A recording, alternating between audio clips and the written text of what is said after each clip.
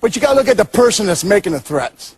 This fat son of a bitch is challenged all of us, has been world champions before, been in this business 15, 20 years, and this fat son of a bitch is gonna challenge us all out. Calm down, calm down. Yo, what's everybody? It's here to talk shop again. So, over this past weekend, WWE had a new premium live event. It was Backlash, the first pay-per-view after that great WrestleMania, and it was in Lyon, France. And as we know, I was pretty, I don't know if excited is the word. No, I was excited about where the event was because it was in France. Everyone knows that the international fans are the best. They really get into it. They are like chanting 24/7. International crowds, especially in WWE, have the best energy. And with that being said, let's get into it. So the first match was Randy Orton, Kevin Owens going against Solo and Tama Tonga. Oh, also before we start, I did highlight my predictions here. I've been saying in the past couple videos that I have predictions. I'll put it somewhere in the screen here. As you see, your boy was 100% shooting from the field. So let me know your predictions in the comments. Did you have something different? Did you expect something different? Or did you really expect it largely to be the same because, you know, it's the first title defense for many of these people, so you don't really expect them to lose the belt, and you just expect them to have good matches and retain here. But let's get into it. KO Randy versus Solo and Tama Tonga. As the match started, doesn't have nothing much to do with the match. This is more to do with like the setup. I really like the smaller rampway for this event. It feels more closer and intimate with the fans. I kind of like this setup. For big shows like WrestleMania, you kind of want the grandiose big arena, but for like other shows, I like seeing this smaller rampway from time to time. It seems cool. You can hear the fans singing Randy's music. Again, international fans are the best. Brief "We Want Roman" chants during Solo and Tama's entrances. Interesting. Before the match even started, all four of them started brawling before the bell could ring. So Nick Aldis came out and he was like, all right, since you guys want to get hockey fighting early, we're going to make this no DQ, which also fueled into my prediction that New Bloodline was going to win here because, as you'll see later, what happened next? Randy faking jumping off the barricade after Kevin did was a little humorous. He's like, come on, you guys know I'm a high flyer. Plus, I'm too old for this. I ain't jumping off of stuff. Early on, it was pretty one-sided. KO and Randy was really whooping ass for the most part. Cool spot was KO's frog splash to the table. You know, it's always cool when you bring the tables out. Solo Samoan drop Orton through the table was cool. Here's where it starts to shift and Solo and Tama really start to take over. RKO to Tama Tonga, Solo with the save, Randy with the RKO counter. As Solo, he was going for a spike, Randy counters and RKOs him on the announce table. KO on the top rope, sending Tama Tonga through a setup of chairs was nice, and Tonga Loa makes the save. For many people that don't know, that's Tonga's brother. They were a team in New Japan, the Guerrillas of Destiny, and I knew it. I knew they would introduce some new member of the bloodline here, and that's partly what fed into my decision of the heels getting the win. And yeah, it was a little crazy. I don't know who exactly I was expecting, but Tonga Loa coming in makes the save, making sense, and pretty much after a while allowing the New Bloodline to pick up the victory since it was no DQ. And excuse me, forgot about that. Especially with no DQ, that's what also fed into my prediction, because like if it's no DQ, someone else is going to come in and help. But yeah, hits Orton and KO with the steel steps, and Solo then hits KO with the spike for the win. I have in my notes B plus. I think I'll go B for this. We'll see how I rated the other things as I go. Again, don't take too much stake in the ratings. It's just there for. It's just window dressing, you know. However you like the match is however you like the match. But it was cool. It was a nice opener. You know, you have tables in there. You have fighting in the crowd. A nice little thing to get the crowd warmed up. So next we have the triple threat: Bayley versus Naomi versus Tiffany Stratton for the women's championship. I want to talk briefly about the Def Rebel discourse that is really like high on the internet right now. And for those that don't know, Def Rebel are the people who currently do the entrance music for WWE wrestlers right now. And I don't mean to pile on the internet hate, because that could get old, but I will agree they do have a cliche. A lot of their wrestling entrances, they'll have the cliche where someone says their name or their catchphrase in the beginning. So like Bayley's new theme is like role model, and they do the same thing I think with AJ Styles. When Andrade came back, you can hear it, they just say his name. I think Apollo's is like that too. He yells his name, it's like Apollo. It's like the same. Come on, we keep doing this. I don't know. I'm not gonna try and pile on the Def Rebel thing. Everyone has their opinion on it. I really didn't like Def Rebel at first when they first started doing entrances. They kind of have a mixed bag for me. They have some people's stuff I like, some people I don't like. I like EOs, I like Mellows, but Rhea's took a minute to grow on me, but I really like Rhea's. But there's a mixed bag in there. I'd probably say I like 30% of the themes that they do, and like 70 I'm not really feeling. But yeah, that's my take on it. And I've noticed a lot of the people's taglines are saying their names in the intro. It gets a little repetitive and lazy, I think. But I do like the new challenger and championship graphics they did for these matches. Like every time they announced like introducing the challenger, they had a little graphic that says challenger in it. That was cool. The classic, the Bayley "Will You Be My Girl" chant, they always do that overseas, and yeah, it's great to see. Few good spots here. Tiffany Stratton cartwheel elbow to Naomi into the barricade was chill. The Naomi barricade blockbuster Bayley was chill. Stratton with the Alabama slams through the announce table was chill. To me, the coolest spot in the match, Tiffany goes for like a double prettiest moonsault ever, tries to hit Bayley and Naomi. They dodge it, and they both turn it to a double team, a 3D on Tiffany, which was cool. I got a "This is awesome" chant in English. I was wondering what they were saying later on, and my girlfriend and I, she pointed out, I think they were saying "This is awesome" in French, but to me it sounded like I know that's not what they were saying because it was clearly in French, but it sounded like they were saying "soccer boppers." Anyone remember that, the soccer boppers toys? But Boppers, soccer boppers. I don't know. It sounded like they were saying "soccer boppers" to me, and I thought it was just goofy funny.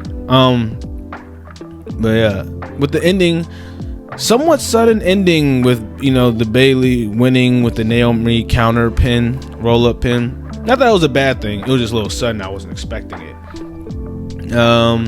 Pretty solid. I'm also gonna go in like the B plus realm for this. Yeah, nice little match, nice little title defense for Bayley to start. Then in my notes, I noticed we had a backstage segment, which I thought was pretty good. Nice build up of storytelling. Jay, he's warming up for his title match against Damian Priest. Comes face to face with the new Bloodline, and they have a brief stare down. But then Jay and Paul Heyman, they have a little bit of a longer stare down, and you can really see the emotion and urgency conveyed through Paul Heyman when he looks at Jay. You can just tell they don't have to even say a word, and you could tell his face is like, look, I know we had our issues in Bloodline 1.0, but this ain't the same Bloodline here with Solo, Tama, and Loa. Like, these new dudes are crazy, and this ain't what I signed up for, kind of thing. He's like, I'm conveying like help just through my facial expression. So I think we're definitely going to get a Bloodline Civil War OG versus 2.0 Bloodline, and I wouldn't be surprised if they did this at Survivor Series, so it could be a War Games match. So put this little bookmark in here. If I said it here now and I'm right, I'll bring it back up in a nice little clip or something. So then, with that being said, we transition to Damian and Jay for the World Heavyweight Championship. Jay's entrance is great here. He comes in through the crowd with everyone and the flashlights. Everyone's doing the up down thing. Great visual, great entrance. Now I pointed out that it kind of looks like a concert the way Jay's entrance is, and I think that's really cool. Crazy. JD still catching strays about his head size, like Michael Cole saying JD McDonough has a Klingon head. Crazy. And I noticed that he actually responded to Michael Cole with the Heidenreich image on Twitter. If anyone saw that, that was pretty funny. Also, Davian said again, he said to JD, he's like, "What's your big ass head?" Use your big ass head. Because JD comes in and try and help Damian, heal group shenanigans, and then Damian wants to stand on his own 2 feet. He's like, "Bro, I don't want your help. Get that through your big ass head," which was funny. But yeah, when Damian tells JD that I don't want your help, that leads to when someone's distracted talking to somebody else. Uso hits a frog splash on Damian. It was close to getting the win on the match. Damian hits a spear on Jay, which I thought was kind of cool. A little move steal, a little WWE 2K24 move steal. If you know, with the paybacks. Balor tries to help but eats a super kick, but again, the distraction allows Damian to hit a South of Heaven. Jay kicks out. Jay hits Damian with another splash, but JD puts Damian foot on the rope, saving him. Jay could have got the win there if it wasn't the save. And later on, that leads to a South of Heaven off the top rope that allows Damian to retain. I think it's cool that Samantha announces Damian as El Campeon. I think that's cool. It's a nice little title. Makes Damian feel important. And afterwards, after they win the match, typical heel shenanigans. Finn and JD start beating up on Jay after Damian retains. But interesting enough, Damian pushes them all off. He's like, "Yo, get off him. We won. I won already. It was a good match." And also, Damian kind of bitched Finn a little because he was already aggressive with it. But bro, he grabs him by the beard. He's like, "Stop. I was like, "Hey, man." That kind of made him look crazy. But interesting storytelling. Maybe we're hinting at me and I both said this is the beginning of a slow Damian face turn here, with him showing Jay respect, "Yo, get off him, is dumb. We don't need to do that." Him trying to stand on his own 2 feet more, I don't want my title reign to be because people are helping me win. I want to win on my own merit. And this is definitely going to allude to the disillusionment of Judgment Day, and one way or another, whether it's for a title or not, I think this will definitely lead to a Damian Finn Balor match somewhere down the line. I imagine Rhea Ripley coming back and the Judgment Day is all in shambles and broken up, kind of like that Childish Gambino meme when he brings back the pizza and everything's in shambles. Yo, I can't leave y'all alone for a few seconds. But yeah, interesting storytelling there, with little Damian standing on his own kind of bit. next we have the women's tag team championship match, the Kabuki Warriors versus Jade and Bianca. I like how Asuka always dances to other people's entrances. I noticed she does that a lot over the years, and I noticed when Bianca's entrance came on, she was dancing to it. I like Asuka's new face paint here. Kind of has more like a Venom symbiote vibe to it. I like it. I said I have in my notes here, give my opinion on Jade choosing WWE as a better move. So this is just what I think. I think it was good for Jade to choose WWE over extension to AEW. And this is just my little headcanon. I'm not team WWE or AEW. It's all wrestling. You can enjoy both people. You can enjoy both shows. And again, who knows what would have happened to AEW? You know, who knows? But I think WWE has done a good job integrating her as a serious deal and not just like a powerhouse kind of thing. Because in her TBS championship run, which was great, you know, she was undefeated until she lost to Statlander and then she left. But I wonder where the ceiling is for that, because I have the same feeling about like powerhouse people or people you build as undefeated. Not saying you can't do it, but I feel like you run into a wall. So when they finally lose, you have to dance that line. Well, how often can they lose, and how often can you like keep them in the middle and not in the championship picture all the time? And I feel like AEW hit that wall with Wardlow as well, and they're like rebuilding that, and I feel like the same thing might have happened to Jade. I could be right, could be wrong, but I think WWE was a good move for her so far, and I think this is working out well. But back to the match. Jade's springboard crossbody was cool. That might have been the first time I've personally seen her do a springboard move. Maybe it's not.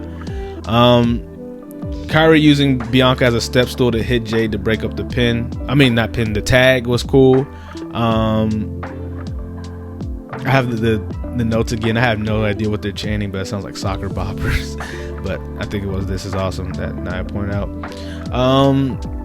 Not that it took away from the match too much, but it looked a little like clunky for a second when Kairi tried to pin Jade, but she wasn't the legal woman, so it was maybe about 2 or 3 minutes. It was like it was a little disjointed a bit, but not too bad.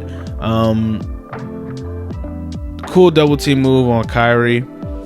I can't remember what I was talking about here, but if I do, I'll put it here. What a sequence by Jade. I thought it was really tough.